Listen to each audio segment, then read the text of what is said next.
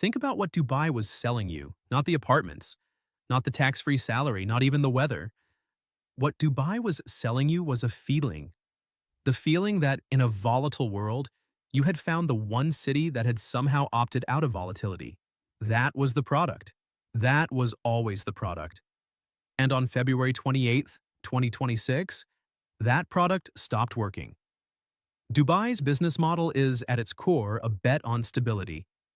For 3 decades, the emirate transformed itself from a regional trading post into one of the world's most sophisticated commercial hubs by offering something the rest of the Middle East could not reliably provide: predictability. European business magazine low taxes, world-class infrastructure, a geographic position that made it the natural gateway between East and West. Jim Crane, audio fellow at Rice University's Baker Institute, put it plainly: Dubai's economic model is based on expatriate residents providing the brains, brawn, and investment capital. You need stability and security to bring in smart foreigners. CNBC. And for years, that logic held. Then it didn't.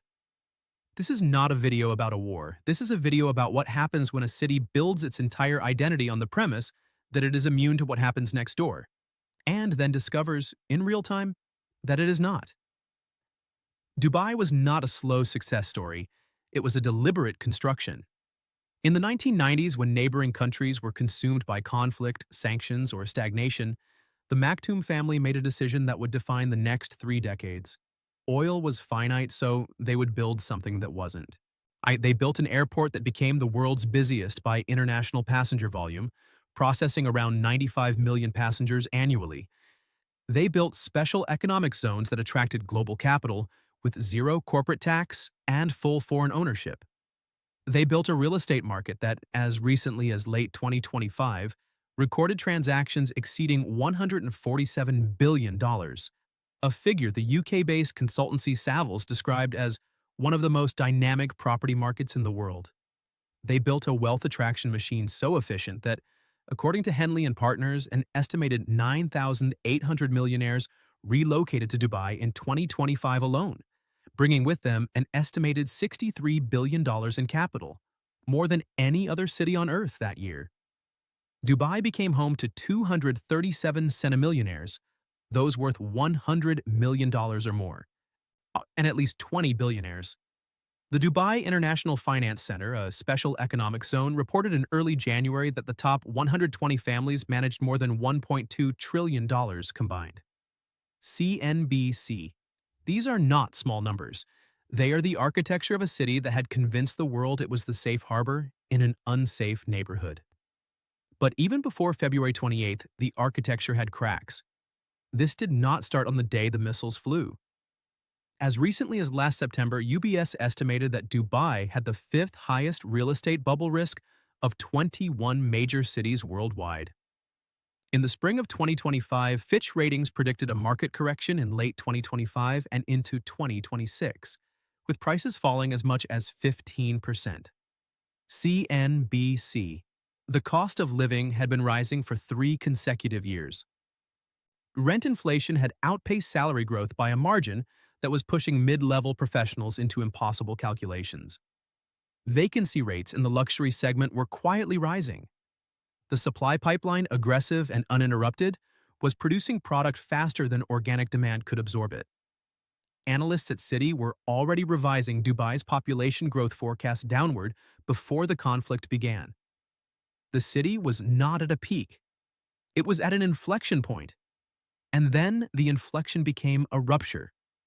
On February 28th, 2026, the United States and Israel launched coordinated military operations against Iran. Within 24 hours, Dubai International Airport, one of the world's busiest, suffered damage in Iranian strikes and shut down completely on March 1st. Middle East Eye. The shutdown was not symbolic, and it was the severing of the city's primary artery. On that same Sunday, a fire broke out at a data center in Dubai belonging to Amazon Web Services, struck by an object, likely shrapnel from an Iranian drone, intercepted by the UAE's air defenses. Foreign policy. An infrastructure hub, a cloud computing facility, damaged in a war it had no formal part in. Stock markets were suspended on March 2nd and 3rd, an unprecedented step for UAE regulators. Hotel bookings fell by more than 60%. Jebel Ali port operations were halted. Digital Dubai. In less than 72 hours, every pillar of Dubai's economy was under simultaneous pressure. By March 28th, Iran had launched 398 ballistic missiles, 1,872 drones, and 15 cruise missiles at the UAE, making it the most targeted country in the conflict after its close ally Israel. While most were intercepted, or debris still caused damage in Abu Dhabi and Dubai, including at the Burj Al Arab, Palm Jumeirah, Dubai Airport, and the Fujairah Oil Industrial Zone. Middle East Fujairah is not a footnote. It is the UAE's critical oil storage and bunkering hub, the node through which energy flows in and out of the region.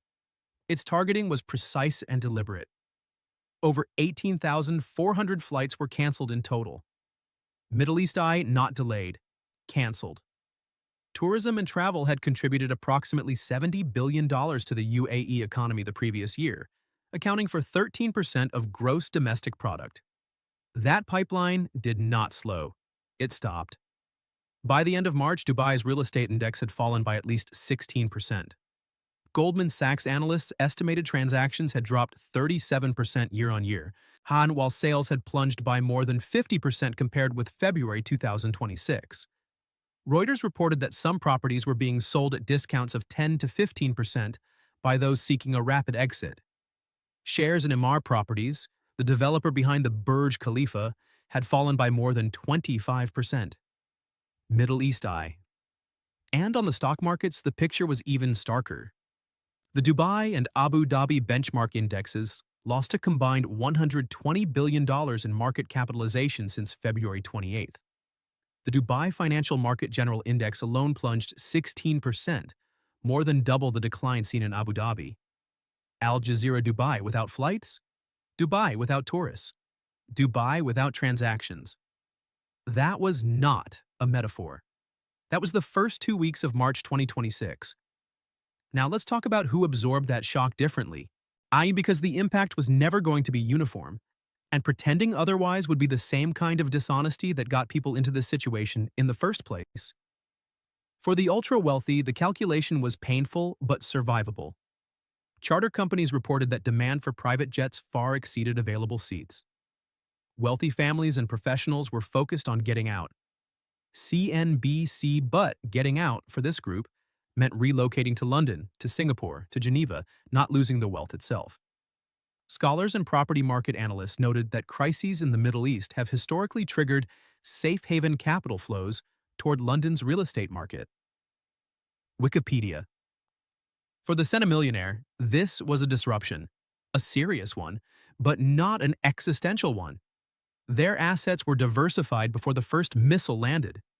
For the mid-level professional, the expatriate on a tax-free salary who had moved to Dubai for the arithmetic, the calculation had fundamentally changed. The Gulf's appeal as a destination for globally mobile professionals had been one of the defining economic trends of the post-pandemic era. Sustained conflict next door changes the calculation for families and individuals who had not yet committed. The longer the war continued, the more that pipeline slowed. European Business Magazine. A software engineer from Germany who had planned to relocate in April now had to answer a question that had not been on the form 6 months ago. Is this safe? Not theoretically safe. Not statistically safe. Safe enough that your spouse will sleep through the night without checking the news. That is a different question. An in Dubai had spent 30 years ensuring it never had to be asked. Then there is the third group, the one the economic analysis tends to skip over because it does not move markets or generate think pieces. A large-scale departure of foreign residents followed strikes on civilian infrastructure, leading analysts to conclude that the war had challenged perceptions of cities like Dubai as stable destinations for migrant workers. Wikipedia. The construction worker sending money to his family in Kerala, the taxi driver who had built his entire life in Dubai around the assumption of continuity, the server at the hotel in the marina who had no charter jet, no second passport, no diversified portfolio, and no clear path out. When the airport shut down and the hotels emptied and the port went quiet, The informal economy that runs beneath the surface of the branded Dubai simply vanished. No bookings, no tips, no shifts. As Jim Cray noted, the city cannot function if everyone with a foreign passport flees. Dubai will literally shut down. CNBC. That shutdown was not metaphorical for the people at the bottom of the system. It was their reality in the first week of March. Here's the part that matters. Here is where this video earns its runtime. The war did not create Dubai's vulnerabilities. It exposed them. Every one of the fractures that opened up in March 2026 had been identified, named, and documented before the first drone was intercepted over Jumeirah. Dubai's position as the Gulf's premier re-export and logistics hub is directly exposed to the Strait of Hormuz, through which a quarter of the world's crude oil passes, and which effectively borders the UAE's eastern coastline. European Business Magazine. This was not a secret. Every logistics analyst in the world understood that the concentration of global trade through a single choke point adjacent to a hostile state was a structural risk. Dubai built its port empire knowing that risk existed, and betting correctly for 30 years that it would never materialize. That bet expired. Jonathan Rock-Rochem, associate professor of politics and sustainability at Northeastern University London, said, "They've really built themselves a global image of being open, tax-free, good for business, good for a holiday destination that's worked until now. But they were always afraid of Iran ruining that image." Northeastern Global News. That sentence, that single admission, encapsulates a decade of suppressed institutional anxiety. They knew. The analysts knew. The developers knew. The ministry officials knew. The fear of Iran was so old and so deeply embedded in the planning conversations that it had become part of the furniture. Visible, familiar, never discussed directly, until it was unavoidable. Serena Alexander, associate professor in public policy and urban affairs at Northeastern University, identified another layer. Dubai heavily relies on foreign direct investment and tourism and petrodollars to be able to function, which brings in some level of vulnerability. If something happens to those things, then there's always the chance that it would impact the economy in a negative way. Northeastern Global News. She also flagged the water dependency.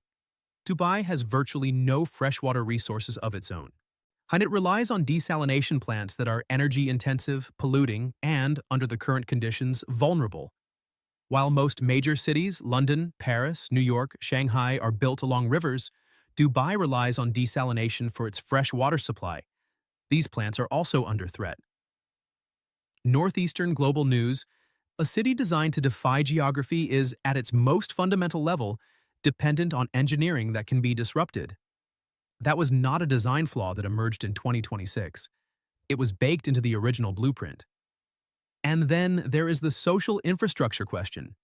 Dubai built a population, not a community. Approximately 92% of residents hold no pathway to permanent residency. The relationship between resident and city is transactional by design. It produces a population that is, by definition, contingent. When conditions change, they leave. Not out of disloyalty, not out of panic, but because the system was never designed to give them a reason to stay when staying became uncomfortable.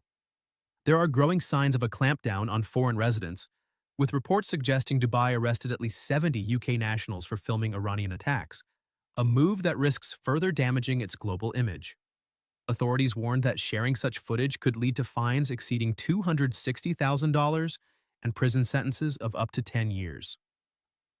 Middle East Eye.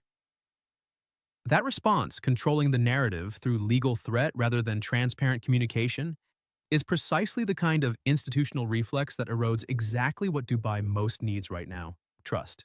So, where does this go? That is the honest question. And it deserves an honest answer that does not pretend certainty in either direction. Dubai has recovered from serious disruption before: the 2009 debt crisis, when Dubai World required a $25 billion Abu Dhabi bailout; the 2020 pandemic, which triggered a population contraction that analysts described as existential and which was followed, 2 years later, by record inflows and record transactions. Haytham Ayoun, assistant professor of finance at the American University in Dubai, described the current slide as a temporary shock rather than evidence of structural economic damage. Burden Hickok, a professor at New York University's School of Professional Studies, said the Dubai and Abu Dhabi exchanges could expect to see a serious rebound once a resolution was found. Al Jazeera, that institutional resilience is real. The financial reserves of Abu Dhabi are real.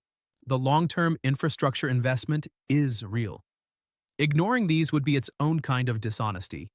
But there is a difference between operational recovery and reputational recovery. Planes can fly again in weeks.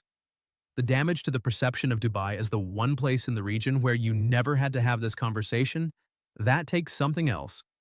Citi now expects Dubai's population growth of just 1% in 2026 and around 2% annually through 2031, well below the recent 4% trend that the city's entire economic model was predicated upon. Middle East Eye. That is not a market correction. That is a structural repricing of what Dubai is.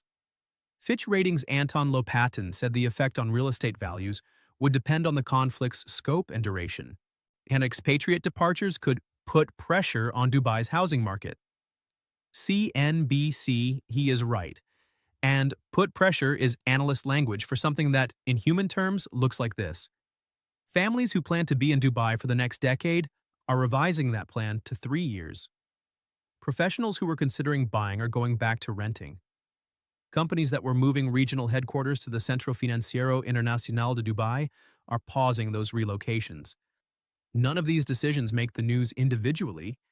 Collectively, they are the real economy adjusting to a new risk calculation. The thing Dubai sold was certainty. That was the product. A Banca Suiza of the Middle East, the one address in a volatile neighborhood where you did not have to think about this. And the war did not destroy that product. But it made the sales pitch significantly harder. Because once the conversation has been had, once the question of safety has been asked out loud and seriously and by people who had never asked it before, you cannot unhave it. The question is in the room now. It will be in the room for years. If you lived in Dubai or had planned to move there or had money in that market, I want to hear how the calculation has changed for you. Not the official line, not the optimistic take from the developer's newsletter, the real calculation, the one you are making at 2 in the morning when you are actually honest with yourself. Leave it in the comments, because that conversation is more important than anything that appeared in a press release this month. And if this is the kind of analysis you come here for, or the kind that goes past the headline and into the structural reality of what is actually happening in the cities and markets that matter, then you already know what to do.